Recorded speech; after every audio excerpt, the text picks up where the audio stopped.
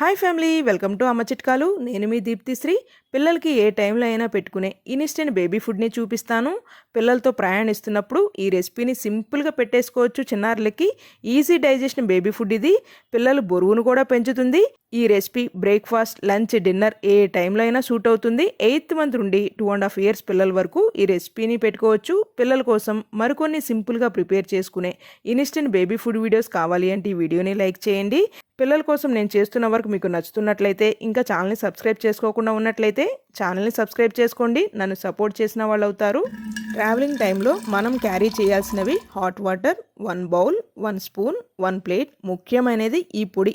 ఇవి మనం క్యారీ చేస్తే చాలు. ఈ పొడిని ఎలా ప్రిపేర్ చేసుకోవాలి అనేది నేను మీకు ఇప్పుడు చూపిస్తాను.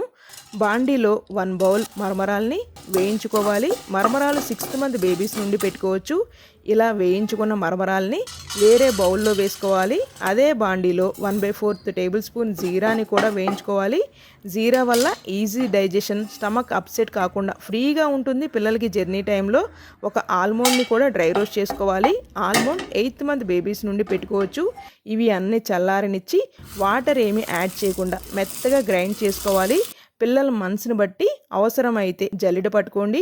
ఈ పొడిని ఎయిర్ టైట్ కంటైనర్లో 15 to 20 days పాటు ఫ్రిడ్జ్లో పెట్టకుండానే నిల్వ ఉంచి ఉపయోగించుకోవచ్చు. జర్నీ టైంలో ప్రిపరేషన్ కూడా చాలా సింపుల్గా ఉంటుంది. కావాల్సినంత పొడిని బౌల్లో వేసుకుని, నేను 1 bowl మరమరాల్ని తీసుకున్నాను కదా, ఆ 1 bowlకి వచ్చిన పొడిని మొత్తాన్ని వేసుకుంటున్నాను. ఇక్కడ కొద్దిగా హాట్ వాటర్ పోసుకుంటూ లూజ్గా ఉండేలాగా కలుపుకుని 15 నిమిషాల పాటు పక్కన పెట్టుకోవాలి. 15 నిమిషాల పాటు పక్కన పెట్టుకుంటే పొడి మనకి చక్కగా నాని ఉంటుంది.